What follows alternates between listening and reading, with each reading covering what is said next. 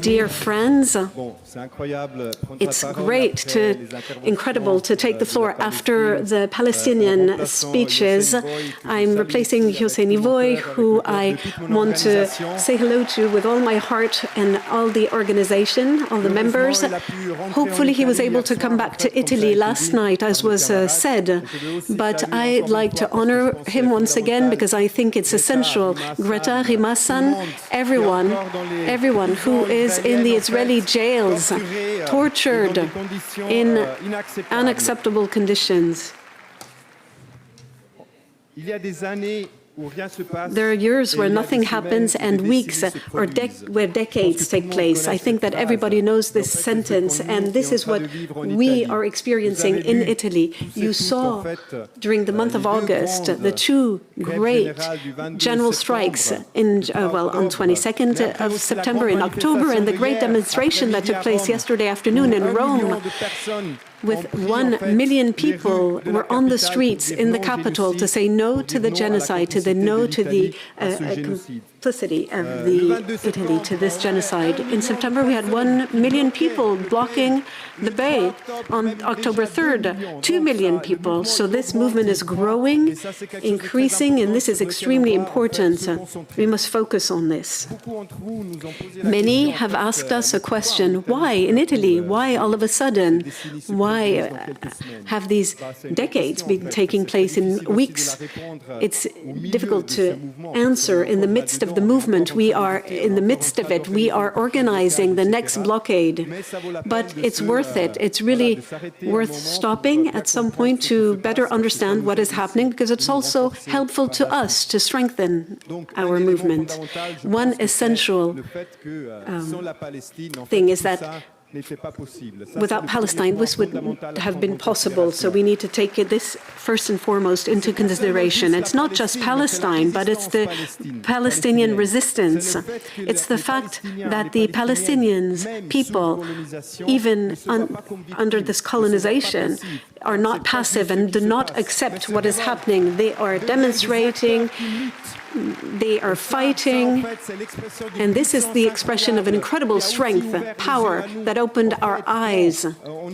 When we said during the solidarity campaign against the genocide, all open eyes are turned to Gaza, to Rafah. You remember, thanks to the Palestinians, we opened our eyes to turn our glance towards Palestine. That's the first thing, Palestine, at the heart of it all.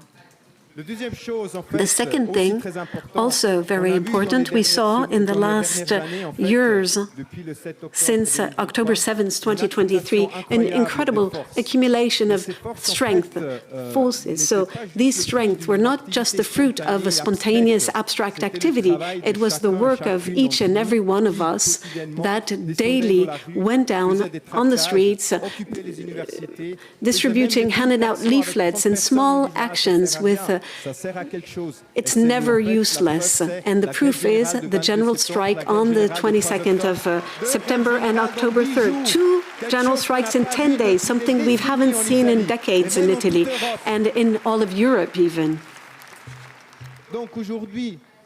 Today, what they want to make us believe, that youth is passive, is not interested in anything.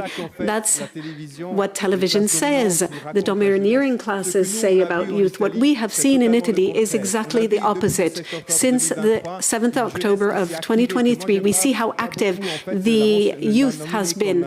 I don't like to say it's a generation, Gen Z. I prefer, in fact, to name it the Gaza generation, because it's thanks to Gaza that this generation has stood up. So a youth that is interested in the debates and looking into all the contradictions we are experiencing, the accumulation of strength we see in the last years. And what we see is a qualitative jump. This is also to take into consideration.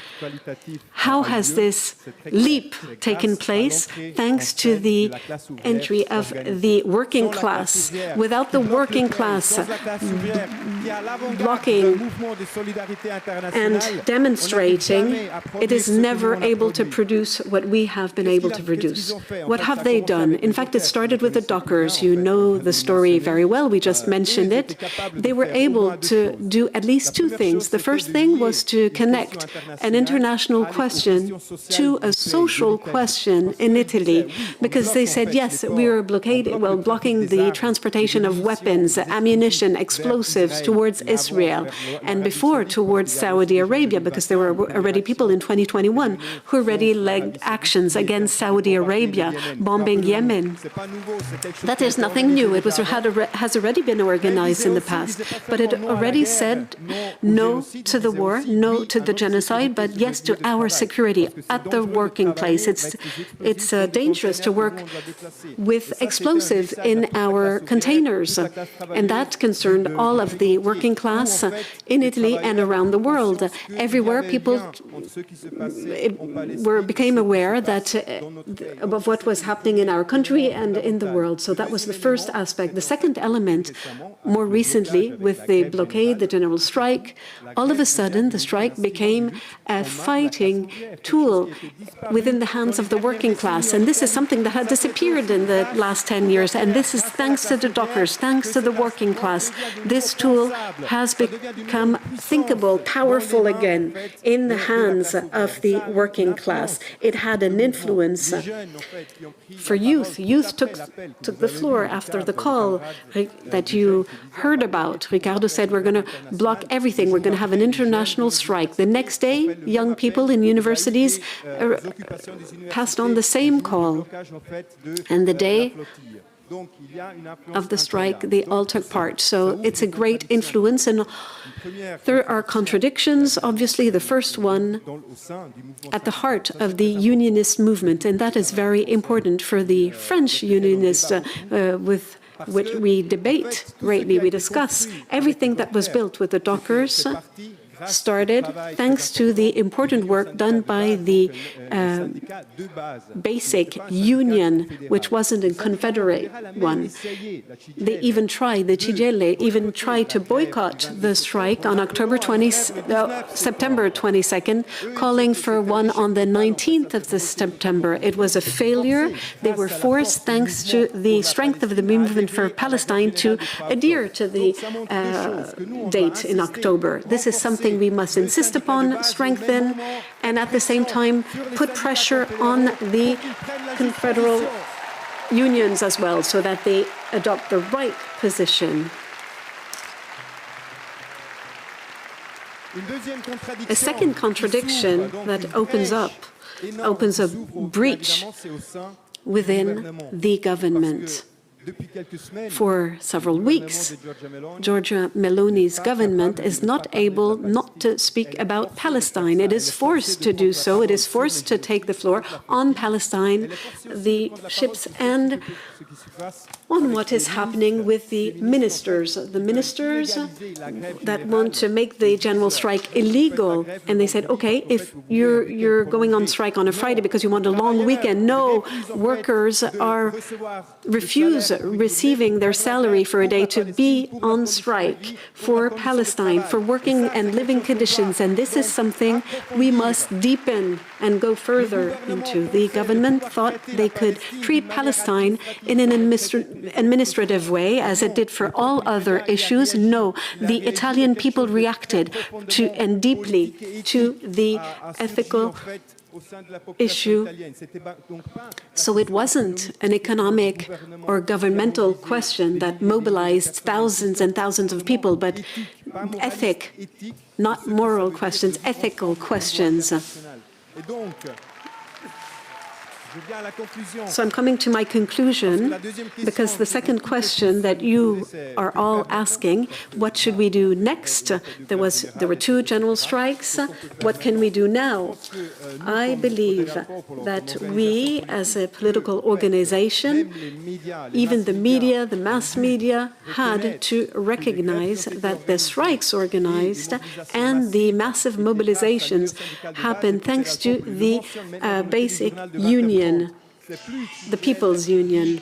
It's all of the left center who was silent, remained silent, facing this genocide in Gaza, now are saying that thanks to this union, we are talking about it. So we asked to create 100 assemblies, a bigger organization, a more powerful organization. Concretely, very simple words, maybe I'm going to say things that are too simple, but we need to learn from Gramsci, who said we need to educate ourselves, agitate ourselves, organize our intelligence, our enthusiasm, our force. And this is what Potere al Popolo is going to do in the coming weeks. Thanks to the international solidarity, we will have the strength to do it. Thank you very much.